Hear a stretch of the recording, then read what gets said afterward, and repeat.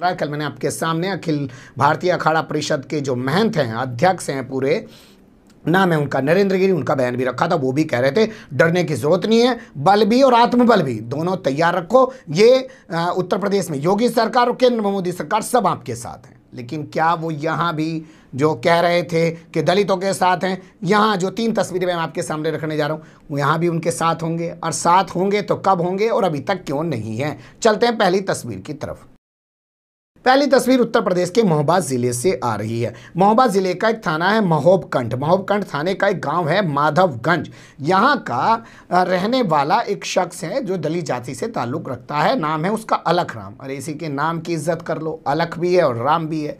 अलख राम इसका नाम है, 22 साल इसकी उम्र है। 18 जून को इसकी शादी होनी है। इसके बाबा दादा या इसके अलावा पूरे दलित समाज के लोग कभी भी घोड़े पर बैठकर अपनी बारात लेकर इस गाँव से नहीं गए हैं, लेकिन ये जिद पर अड़ा हुआ है कि मैं अपनी बारात घोड़े पर लेके जाऊंगा, जिसके चलते गांव में तनाव की स्थिति है और परिवार के लोग और ये खुद काफ़ी भयभीत है। इसने फेसबुक लाइव करके लोगों से मदद मांगी है। कैसे ये अपनी मदद मांग रहा है और कैसे साथ में वो बता रहा है कि इसको डर भी लग रहा है, सुन लीजिए उसकी ज़बानी।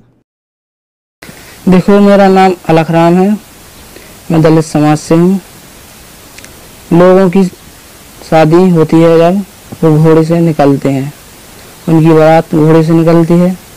मैंने भी सोचा है कि मेरा भी स्वाभिमान के साथ मैं भी घोड़े से निकलूं। बाप दादाओं ने कभी भी घोड़े पे राशि नहीं निकाली है, ना घोड़ा निकासी की है, लेकिन मेरा यही जिद है, यही सपना है कि स्वाभिमान के साथ मैं भी घोड़े पे बैठूं। पर दबंग लोगों ने धमकियां दे रहे हैं कि तुम घोड़े से नहीं बैठ सकते हो और ना ही तुम्हारे बाप दादा बैठे हैं, और पुरानी परंपरा को मानो और नहीं मानोगे तो मारे जाओगे, और मारपीट की धमकियां दे रहे हैं, समूह बना रहे हैं वो झुंड के साथ। मुझे बहुत डर लग रहा है, घर से निकल नहीं पा रहा हूँ मैं। इसका वीडियो वायरल होने के बाद पूरे गांव में, जैसा मैंने बताया, तनाव की स्थिति है। ऐसा नहीं है दूसरे समाज के जो अगड़ी जाति के लोग हैं वही टेंशन में घूम रहे हैं कि हम ऐसा नहीं करने देंगे, इसकी समाज के लोग भी डरे सहमे घूम रहे हैं। तो ये उनको समझाने की, अपने पिता को और तमाम रिश्तेदारों को, बस्ती वालों को समझाने की कोशिश कर रहा है, वो भी देख लीजिए। अरे जब भारत के संविधान में अधिकार दिए गए तो उन्होंने ले ना, और कब तक ना ले? 74 साल हो गए देश आजाद भाई, आज भी वही छुआछूत जातिवाद चल रहा देश के अंदर। ऐसे बेसी जगह छुआछूत है। का छुआछूत है? इंसानियत का है।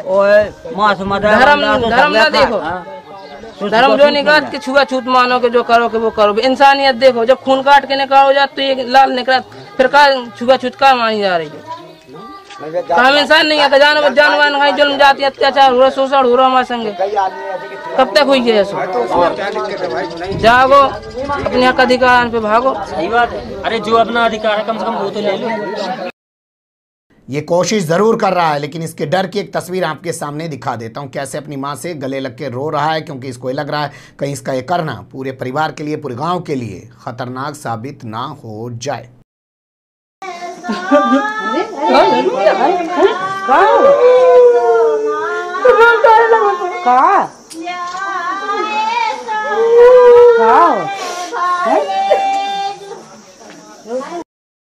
देख लिया आपने कैसे वो रो रहा है। अब आपके सामने इसके पिता, जिनका नाम दयादीन नाम है, वो बता रहे हैं कि कैसे वो इस पूरे मामले को लेकर डरे सहमे हुए हैं। हमारा नाम दयादीन है और गांव हमारा माधवगंज, काशीपुरा माधवगंज। अच्छा, तुम्हारे लड़के की शादी कब की और क्या जिद करता है आप? हमारे लड़के की शादी 18 जून की है और लड़का बोलता है कि पैठाई रछवाई फेरेगी तो घोड़ी पे चल के फेरेगी, पैदल नहीं फेरेगी। और पैदल के लिए बोलता है कि अगर पैदल के लिए अगर कहोगे तो मैं शादी नहीं कराऊंगा। अच्छा, तो घोड़ी पे चढ़ने पे क्या दिक्कत आ रही है? घोड़ी पे चढ़ने के लिए गांव के लोग मना कर रहे कि अगर घोड़ी पे चढ़ के अगर रछवाई में आएगा तो मारपीट करेंगे, सिर काट लेंगे। क्या वजह है, क्यों मना करते हैं? आपकी किस बिरादरी के हैं, कौन लोग मना करते हैं? बोलते हैं कि जैसे चमार रहे, जिस तरीके से उनकी रात फिरी वैसे ही पैदल फिरेगी, घोड़ी पे चढ़ के नहीं आएगी। मां का बयान भी आपके सामने रख देते हैं, जिनका नाम है सुलेखा। वो बता रही हैं कि घोड़ी ज़रूर चढ़ें आप लोग, थोड़ी मदद कीजिए। यानी कि माँ थोड़ी हिम्मत दिखा रही हैं, अपने बेटे के शौक़ को वो भी पूरा करना चाहती है। हर माँ का अरमान होता है उसके बेटे की अच्छे से शादी हो। सुन लीजिए उनकी ज़बान। हमारा लड़का साहब, नाम है हमारा सुलेखा, लड़का जिद कर रहा है कि घोड़ी पे राखी फेरेगी, और लड़का की जिद बहुत ज़्यादा है और गांव वाले सहयोग बहुत ज़्यादा कर रहे कि ऐसे विरोध कर रहे कि मारपीट करेंगे, मूड काट लें, सारे जो करें वो करें, दुनियादारी को बात कर रहे हैं। अच्छा, क्या वजह है, क्यों नहीं फिराने देते ये लोग घोड़ी? ऐसा जो है कि जब पहला परम पार्टी नहीं कराओ तो कह वही परम पार्टी चलो, और लड़का कह वो छोड़ो, और लड़का की जिद है। अब आप लोग सब लोग सहयोग दे दें तो हो जाएगा ये काम। अब यहाँ सवाल यही है इस पहले पहलू में कि कहाँ हैं अखिल भारतीय अखाड़ा परिषद के महंत नरेंद्र गिरी, और कहाँ हैं वो भाजपाई और वो महिला जो जाके वहाँ सब दम ठोक रहे थे। क्या सिर्फ सामने मुसलमान होगा तभी कुछ करेंगे, लेकिन सामने जब अगड़ी जाती होगी तो कुछ नहीं करेंगे? यकीन नहीं आता? दूसरी तस्वीर उत्तर प्रदेश की देख लीजिए। प्रतापगढ़ जिले से आ रही है जी ये तस्वीर, और प्रतापगढ़ जिले में क्या हुआ वो आपको बताने जा रहा हूँ। यहाँ पे अभी प्रधानी का चुनाव हुआ जी, जानो ना प्रधानी के चुनाव को।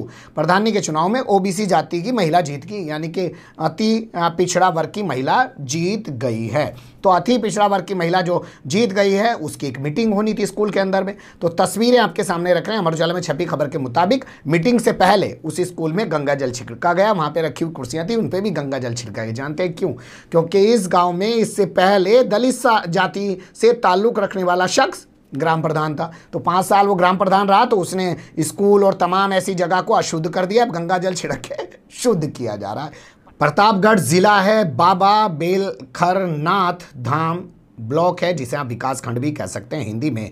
यहाँ का एक गांव है ओझला, वहाँ पे इस बार जो है पिछड़ी जाति की महिला चुनी गई है, और उसी की मीटिंग से पहले ये सब किया गया। तो यहाँ सवाल ये पैदा होता है कि क्या अब उस दलित के 5 साल यहाँ पे प्रधान रहने के बाद वाकई में शुद्धिकरण की